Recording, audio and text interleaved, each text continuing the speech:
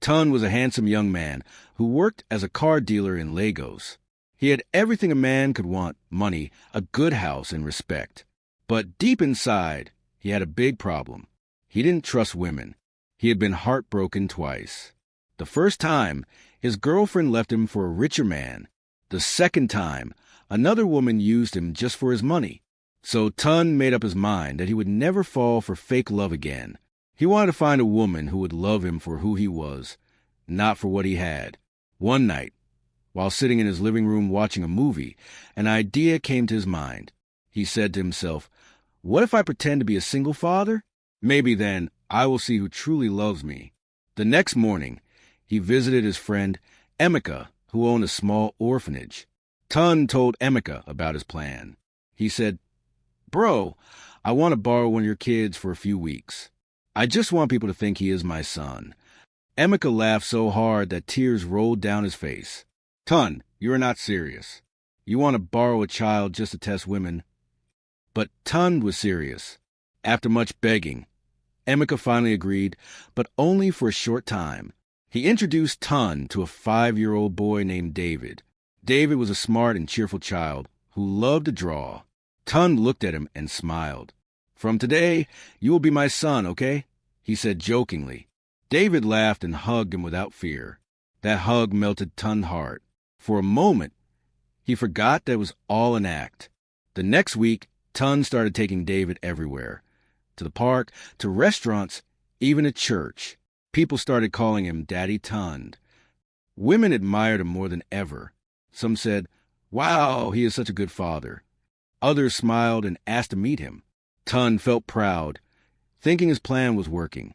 He met many ladies, but most of them only acted nice because they saw a rich man taking care of a child. None of them truly cared about him or David. Until one day, at a small local eatery, Tun met Amaka. She was not like the others. She was humble, soft-spoken, and wore simple clothes. When Tun entered the place with David, Amaka noticed that his shirt was stained with oil from the car he had been fixing. Instead of looking down on him, she smiled and offered to help clean it. David laughed and said, "Annie, my daddy is always dirty." Amaka laughed too, saying, "That means your daddy works hard." For the first time in a long while, Tun felt something different. She didn't ask about his car, his job, or his money. She just spoke kindly and played with David like she knew him for years. That night, when Tun got home, he couldn't stop thinking about her. He told David, "I think I met a good woman today." David smiled and said, "Yes, she gave me meat pie." They both laughed. But little did Tun know that his plan, which started as a game, was about to turn into something real, something that would change his life forever. After that first meeting, Tun could not stop thinking about Amaka. Something about her felt peaceful. She didn't wear makeup, yet her smile could brighten even a dark day. The next week, Tun went back to the same eatery, this time hoping to see her again. Luckily, she was there, helping her mother serve food. When she saw him, she waved and greeted him warmly. "Daddy Tun, you and David came again?" she asked with a laugh. Tun smiled shyly and said, "Yes, we came for your jollof rice." Amaka laughed and brought them a plate. David quickly started eating, while Tun used the chance to talk with her. He asked about her life and found out that she lived with her mother and younger sister. Her father had passed away, and she was helping take care of her family by working in the restaurant. Tun admired her strength and kind heart. That day, he offered to pay double for the meal, but Amaka refused. "No need, you already paid," she said with a soft smile. Tun looked at her differently after that. He felt something real growing inside him. Over the next few weeks, he kept visiting the eatery with David. Each time, he and Amaka grew closer. She treated David like her own child, buying him sweets and helping him draw with crayons she bought from a market. Tun watched quietly as David and Amaka bonded, and something inside him began to shift. The fake story he had built started to feel too real. He would lie awake at night thinking, should I tell her the truth? But he feared she might walk away if she found out he wasn't really a single father. One evening, Tun invited Amaka and her family to visit him. He told her He wanted to thank them for their kindness. She agreed, and when they came, her mother prayed for Tund and blessed him. David ran around the house, laughing and played with Amaka's younger sister. Everyone was happy, and Amaka looked around the house, surprised at how neat and simple it was. Tund didn't try to show off his wealth. He had hidden his fancy cars and dressed plainly. He wanted to see if she would still like him this way. After dinner, Amaka sat outside with him.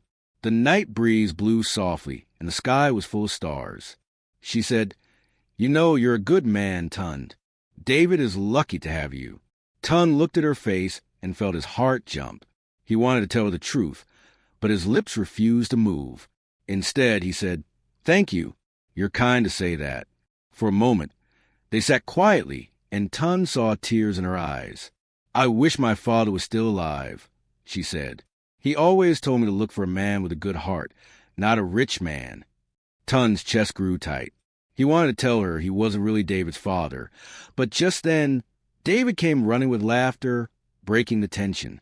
By now, Tund's plan had gone far beyond what he expected. Everyone in the area believed David was his son, and that Amaka was the woman helping him raise the boy. They looked perfect together. One Sunday at church, people even started teasing them, saying, "God has joined you two already." Amaka blushed, but Tund only smiled nervously. He knew his secret was growing heavier every day. Later that evening, Emeka called him. "Tund, how far? When are you bringing David back?" "It's been over a month." Tund froze. He had almost forgotten the plan was temporary. David had blended into his life like his own child. "Please give me one more week," Tund begged. Emeka sighed and agreed. But that night, Tund couldn't sleep. He knew he was playing with people's emotions. Worse, he was starting to fall deeply for Amaka. He whispered to himself, "This lie will destroy me if I don't end it soon." A few days later, Amaka noticed Tund acting strange. He wasn't his cheerful self anymore. He avoided long conversations and seemed distracted. She asked, "Is something wrong? Are you sick?" Tund forced a smile and said, "No, I'm fine." But Amaka knew something wasn't right. Meanwhile, David grew even more attached to her. He called her Auntie Mama, and it melted her heart. She often told her mother, "If not for this man and his son, I wouldn't know what real kindness feels like." Then one afternoon, something unexpected happened. Emeka came to visit Tund's house. Unfortunately, Amaka was there helping David with homework. When Emeka entered, David shouted, "Uncle Emeka," and ran to hug him. Amaka looked confused. "You know him?" she asked. Before Tund could speak, Emeka said jokingly, "Of course. That's the man who takes care of this boy at my orphanage." The whole room went silent. Tund's heart almost stopped. Amaka's eyes widened. "Orphanage," she repeated slowly. Tund tried to speak, but the words refused to come. Amaka stood up, her face full of shock and pain. "So David is not your son?" she asked. Tund bowed his head. "I can explain," he started, but she interrupted him. "You lied to me, Tund, all this time." Tears filled her eyes. David looked scared and held her hand. "Auntie, don't be angry," he said softly. But she turned to him and said, "It's not your fault, my boy." Then she picked up her bag and walked out. Tund chased after her, begging her to listen. "Amaka, please. I didn't mean to hurt you. I was just trying to find a real woman, not one after my money." But she didn't stop. She entered a taxi and left. That night, Tund sat on his bed, broken.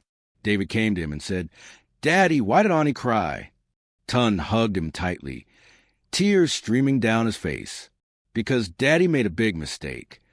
Days passed, and Amaka refused to answer his calls. Tund returned David to the orphanage, feeling empty. For the first time in years, he felt truly alone. His house, once filled with laughter, now felt cold and silent. Every time he saw David's drawings, he remembered Amaka's smile. He realized that his plan to test women had backfired badly. He had hurt the one woman who truly cared for him. Meanwhile, Amaka struggled too. Though she was angry, she couldn't stop thinking about Tund. Her mother noticed her sadness and said, "My daughter, forgiveness is not weakness." Sometimes people make mistakes because they are scared. Amaka wiped her tears and said, "But he lied to me, Mama." Her mother nodded. "Yes, but did you love him?" Amaka looked down and whispered, "I did." As days turned into weeks, fate began to move again, slowly pulling them toward a meeting that neither of them expected.